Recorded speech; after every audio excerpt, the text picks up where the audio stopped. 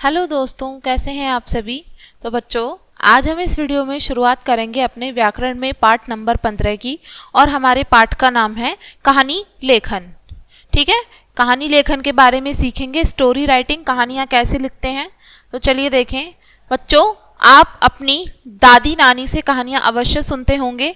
आपको कहानियाँ पढ़ना भी अच्छा लगता होगा। पढ़ने सुनने के अलावा आप स्वयं भी कहानी लिख सकते हैं। कहानी लिखना एक कला है जिसे अभ्यास द्वारा निखारा जा सकता है। कहानी लिखना एक कला है जिसको हम अगर निरंतर जिसका प्रयास करें लिखने का, निरंतर उसके लिए लिखते रहें हम, तो हमारी उसमें जरूर सुधार हो सकता है। ठीक है, हम उसको और निखार सकते हैं अपनी इस कला को, कहानी लेखन की कला को।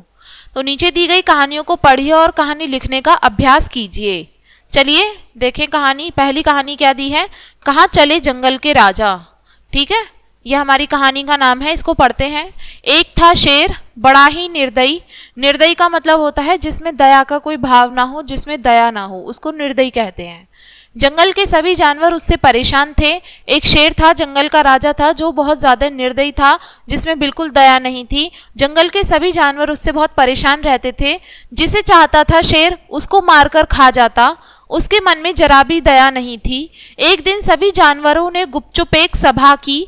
भाई एक मीटिंग बुलाई चुपचाप से, जिसमें शेर को कुछ पता भी नहीं था। सभी सोच रहे थे इस अत्याचारी शेर से कैसे छुटकारा पाया जाए, पर कोई रास्ता नहीं निकला।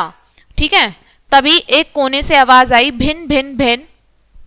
जानवरों ने घूमकर देखा, एक मच्छर भिन भिन करके कह रहा था, आप लोग निश्चिंत हो जाइए, शेर को मैं सबक सिखाऊंगा।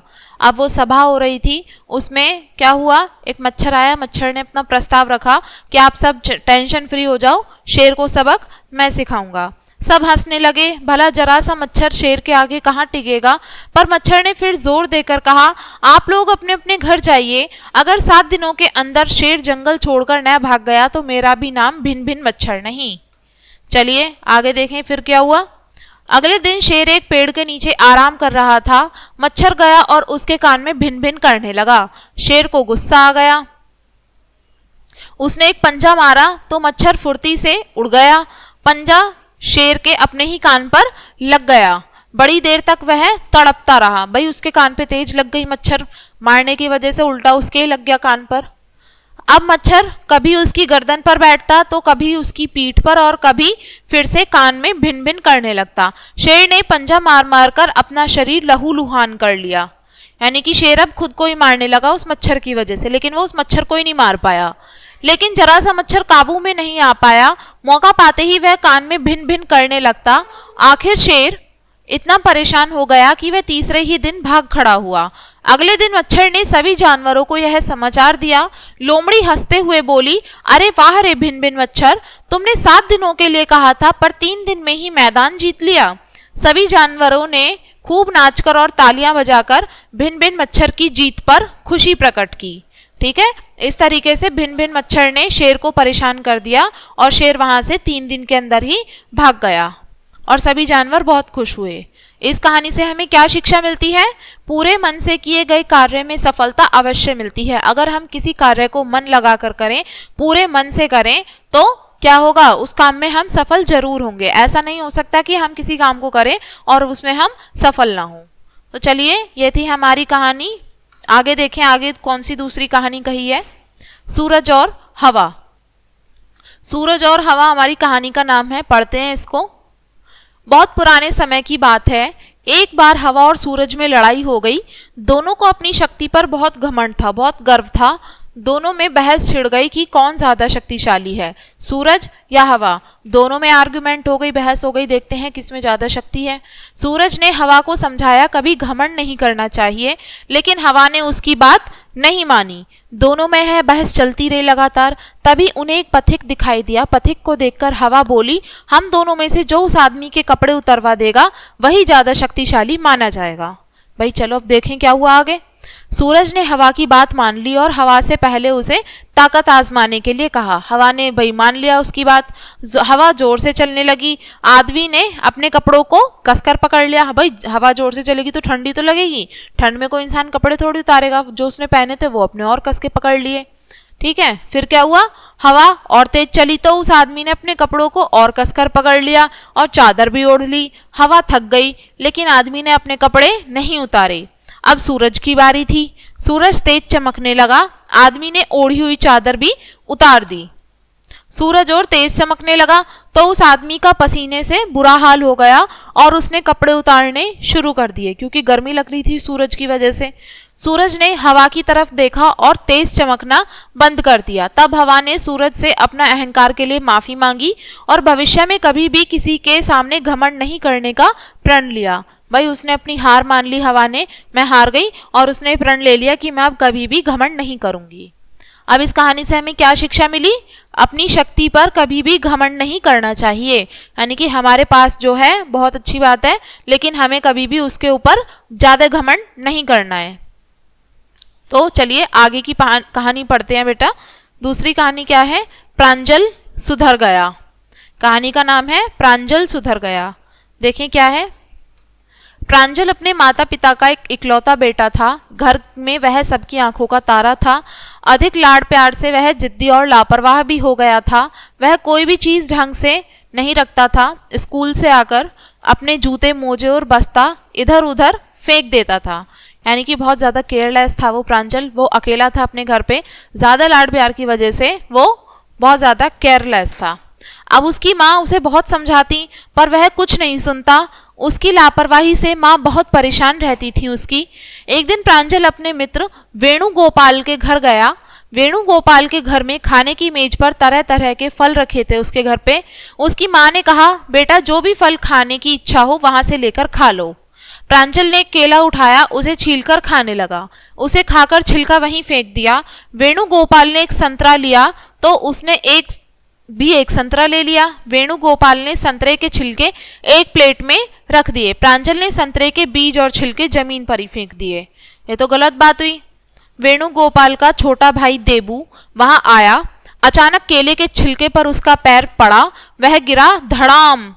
प्रांजल को हंसी आ गई लेकिन वेणुगोपाल हंसा नहीं। उसने जाकर अपने भाई को उठाया और प्यार से सहलाया।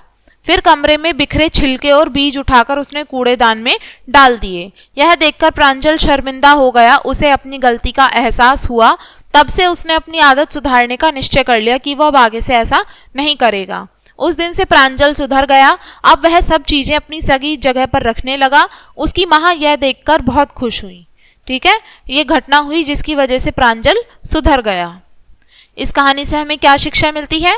हमें ऐसा काम नहीं करना चाहिए जिससे दूसरों को परेशानी का सामना करना पड़े।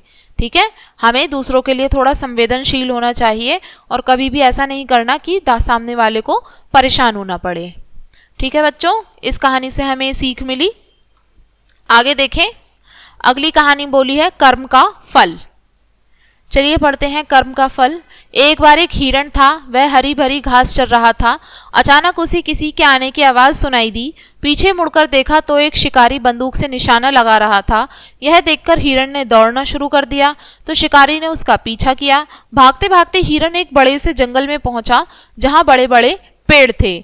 उन पेड़ों से लंबी लंबी लताएं लटक रही थीं। हिरण ने कहा, लता बहन कृपया तुम मुझे बचा लो, शिकारी मुझे मारना चाहता है। लता बोली, हिरण भाई तुम जल्दी से मेरे बीच में छिप जाओ, शिकारी आता ही होगा। हिरण जो था वो झाड़ियों के बीच में, लताओं के बीच में छिप गया। कुछ देर में शिकारी वहां पहुंचा। उसे हिरण वहां नहीं दिखाई दिया। वह हिरण को खोजता हुआ आगे बढ़ गया। अब हिरण को भूख लग रही थी। आगे क्या हुआ? भूख लग रही थी, वह लता को वहीं पर चबा चबा कर खाने लगा। लता रोती हुई बोली, हिरण भाई मैंने तो तुम्हारी जान बचाई, कृपया मुझ पर दया करो, मुझे मत खाओ, मेरा तो जीवन समाप्त हो जाएगा, आप मुझे मत खाओ। जब तुम मुसीबत में थे तो मैंने तुम्हारी जान बचाई। हिरण बोला, वह तो बात बीत गई, यदि तुम मुझे न बचाती तो मैं भाग भी तो नहीं सकती थी। यह कहकर वह लता को उखाड़ उखाड़ कर खाने लगा। कुछ देर बाद शिकारी फिर वापस उसी रास्ते से लौटा। उसे सरसराहट की आवाज सुनाई दी। उसने मुड़कर देखा तो हिरण लताओं को खा रहा था। उसने बंदूक से निशाना लगाया। इस बार गोली हिरण के सीने में जाकर लगी। यानी कि अब उसे बचने का मौका ही नहीं मिला, क्योंकि वो तो जहां बच रहा था वो तो उसे ही खा रहा था लताओं को। अगर वहां छिपा रहता वो तो वो मारा नहीं जाता। वह जमीन पर गिर पड़ा और उसकी जान निकल गई। कुछ महीनों बाद वर्षा हुई, लता फिर से हरी भरी हो गई। इस बार वहां कोई हिरण नहीं था, बल्कि उसकी छाया में बच्चे घरौंदे बना रहे थे। ठीक है, तो ये थी हमारी कहानी। इस कहानी से हमें क्या सीख मिली? किसी के उपकार को कभी नहीं भूलना चाहिए, यानी कि जिसने हमारे ऊपर उपकार किया है हमें उसका हमेशा भाई एहसान मानना चाहिए, एहसानमंद होना चाहिए सामने वाले के परोपकार को लेके, और हमें कभी भी उसको परेशान नहीं करना है। इस कहानी से हमें ये सीख मिलती है। चलिए बच्चों आगे देखें। हमें आपसे यहाँ पे क्वेश्चन में बोला है करने के लिए, दिए गए चित्रों के आधार पर आपको एक कहानी लिखनी है। ठीक है, यहाँ पे आपको चित्र दे रखे हैं, आप इनके बेस पे यहाँ पे स्टोरी लिखोगे। ठीक है, जैसे कि इसमें आप क्या कहानी लिखोगे? एक मेंढक था। ठीक है, एक मेंढक पत्थर पर बैठा हुआ था। उसने क्या किया? पत्तों की एक क्या बनाई? एक इन्होंने पत्ते लिया मेंढक ने, और पत्ते के अंदर पानी भरा, पानी के अंदर मछली को उसने बचाया और वापस से उसने उसको इसमें छोड़ दिया। ठीक है, तो इस पे आप एक कहानी बनाओगे और आप ये अपने आप से लिखोगे। आगे का देखते हैं क्वेश्चन क्या बोला है करने को। दिए गए संकेत बिंदुओं के आधार पर एक कहानी लिखनी है। आपको संकेत बिंदु दे रखे हैं और इनसे आपको कहानी बनानी है। जैसे कि पेड़ पर बंदर, तालाब में चांद की छाया, चांद पकड़ने के लिए पूंछ पकड़कर एक बंदर का दूसरे बंदर से लटकना, डाल टूटना, सभी बंदरों का पानी में गिरना। यानी कि आपको संकेत बिंदु दिए हैं, इनका प्रयोग करके आप एक कहानी लिखोगे जो आपको खुद से लिखनी है। ठीक है बच्चों, तो ये था हमारा पाठ कहानी लेखन। मैं आशा करती हूँ आपको कहानी लिखनी और पढ़नी दोनों आ गई होंगी। बहुत सारी कहानियाँ हमने इसमें सीखी। तो चलिए इस वीडियो को यहीं पे ख़त्म करेंगे इसी पाठ के साथ में, और मिलेंगे अगले पाठ में नई वीडियो के साथ में। और ये देखने के लिए धन्यवाद।